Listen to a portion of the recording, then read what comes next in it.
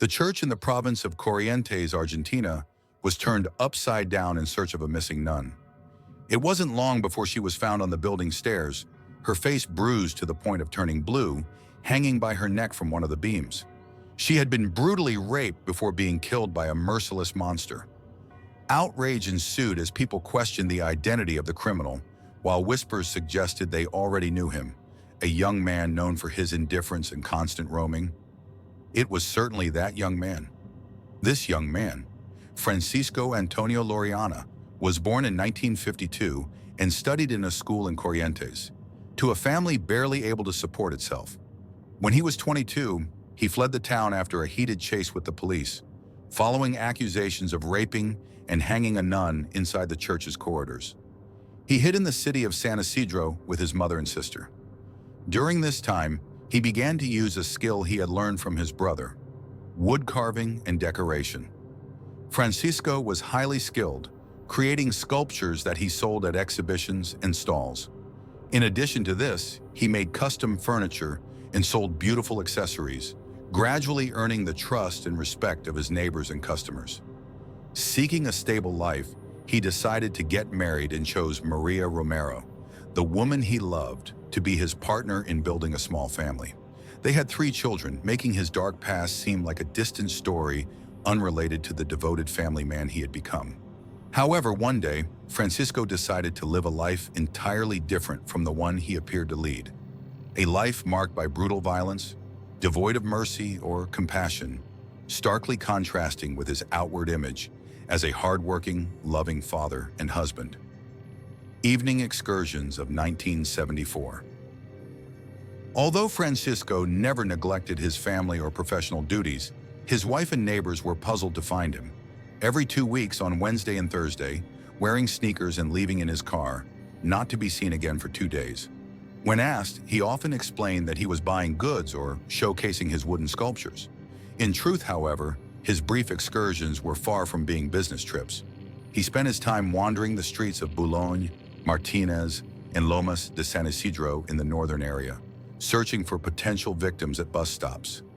Other times, his eyes were fixed on grand mansions with vast gardens and glistening swimming pools, where he attacked sunbathing women or invaded chalets and homes with few occupants or lone women, sexually assaulting them before killing them, either by strangulation, stabbing, or occasionally shooting them with his .32 caliber pistol.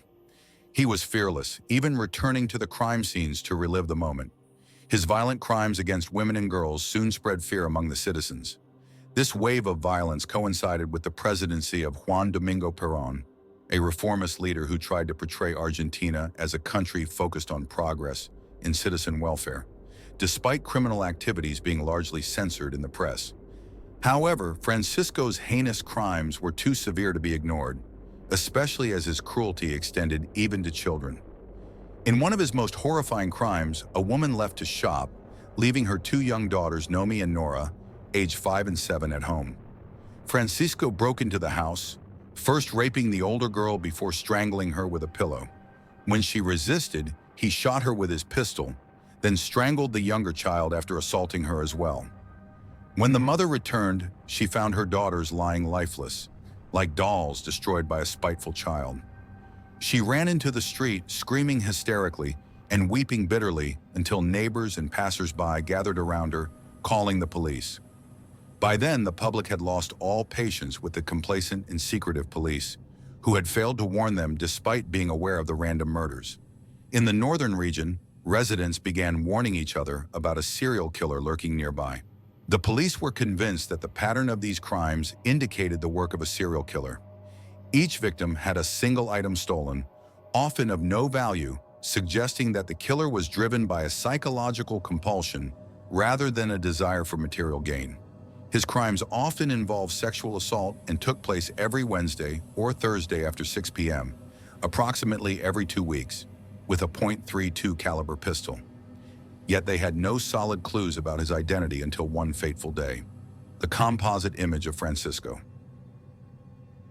After Francisco Antonio committed one of his routine murders and attempted to flee, he was spotted by a man who stared at him.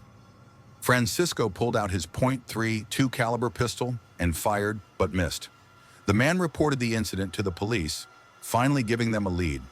Soon, sketches of Francisco were plastered on walls everywhere, even in neighborhoods near his home. The press dubbed him the Wizard of San Isidro. One day within the yard of a property on Tompkinson Street, Francisco was spying through a row of trees at children playing in a pool. The homeowner noticed and alerted the gardener, who approached Francisco to inquire why he was there. Francisco brushed him off, saying he was looking for a construction worker, then left quickly. The gardener and homeowner immediately called the police. Rather than planning an escape after these warnings, Francisco was fixated on committing another crime, as if killing had become an obsessive compulsion. The final chase. On February 27, 1975, Francisco took his favorite pistol and another gun he had recently acquired, placed them in his Fiat 600, and closed his woodworking shop. He briefly stopped at home to bid farewell to his wife, Maria Romero, and their 3 children. Before leaving, he told his wife, "Don't let the children out. There are many scoundrels out there." He then slammed the door, started his car for the last time, and drove recklessly towards San Isidro, abandoning his usual caution. Walking through a neighborhood, he spotted a woman living in a chalet on Tompkinson Street and watched her, waiting for the right moment to strike. But he failed to ensure that no one was watching him. A little girl of about 8, standing near the kitchen window, noticed him gazing at the chalet. She recognized the man from the picture on the fridge, distributed to citizens to aid in his capture. She immediately told her mother, who picked up the phone, struggling to maintain her composure while pretending to call her husband, but was actually speaking to the police. The woman, her daughter, and a policeman, listening to her account. In a critical moment, Francisco saw the woman staring at him while holding the phone, her daughter by her side. Unusually, he smiled coldly, waved at her as if saying goodbye, and walked away casually. A massive police operation ensued, with officers and police dogs searching the area, yards and houses for the bloodthirsty killer. A property guard named Carlos Sandoval noticed his dog, Reina, acting nervously around one of the sheds at the back of the property where gardening supplies were kept. He cautiously approached but was too frightened to look closer and called the police, reporting that he suspected someone was hiding in the shed. The police rushed to the described location in large numbers, armed with pistols and machine guns, as it was very close to where Francisco had last been seen. Seeing such a heavy police presence, residents feared a political coup or civil unrest, especially given Argentina's volatile political climate at the time. Armed residents of the neighborhood joined the police. Sensing that his chance to escape was slipping away due to the shouting crowd demanding his surrender, Francisco emerged from hiding. The police and civilians breathed a brief sigh of relief, feeling victorious, as Francisco appeared ready to give himself up. But being an unpredictable killer, he suddenly pulled out a .765 caliber pistol and aimed at the crowd. It almost turned into a massacre, but Carlos Sandoval's dog, sensing her owner's danger, attacked Francisco, forcing him to flee. The police chased him, firing rounds that hit his shoulder, but he kept running, leaping over fences with impressive agility until he found a small chicken coop to hide in. However, Sandoval's dog was on his trail once more, barking directly at the coop. This time, the police did not ask him to surrender. Instead, they unleashed a hail of bullets into the coop. Francisco fired back with his small pistol, but was outmatched. The commotion quieted inside, and when the police stormed the hideout, they found Francisco dead, bleeding profusely, with pockets still full of ammunition, but no identification on him. The place where Francisco hid fingerprints confirmed his identity, and the police raided his family's 2 homes, his wife's and his sister's. In his home, they found rings, bracelets, and necklaces belonging to the victims, kept as trophies, hidden inside shoes, along with a large cache of weapons. His wife, during questioning, denied any knowledge of Francisco's horrific deeds, insisting, "There must be a mistake. My husband couldn't have done all that. He was a good father, a good husband, and a passionate craftsman." Based on the items recovered, the police linked him to 13 murders and 2 rapes. Some surviving victims recognized him, and even more testified that he was the man who had attacked them. Thus, Francisco's identity as the killer was confirmed. Still, his wife, sister, and mother continued to defend him, with his sister telling the press, "Francisco was not a wizard or a killer. He was an excellent brother, a good father. He lived for his children and was a great artist.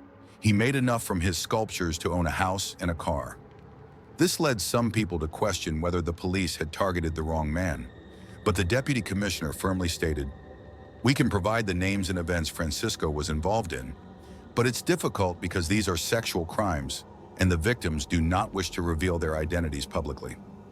The police later expressed regret at having to kill him, as they lost the opportunity to interrogate him and understand what drove the skilled craftsman and respectable family man to become Argentina's most notorious serial killer. Conclusion. The dark side of human nature never ceases to shock and bewilder, especially when reading about lone wolves, men who prey on innocent people simply because they had the misfortune of crossing paths with a madman seeking to punish the world for his unhappy childhood or personal grievances. These killers often target women and children who become unwilling players in a deranged, brutal game. Francisco Antonio met his end as a lifeless corpse, yet the baffling aspect remains. How could this man, a devoted husband and father, unleash such unimaginable cruelty without ever glimpsing the faces of his own family and his victims? How could he work tirelessly for his children without fearing that another monster might one day turn them into lifeless bodies? How could he ever feel secure in a world filled with predators like himself?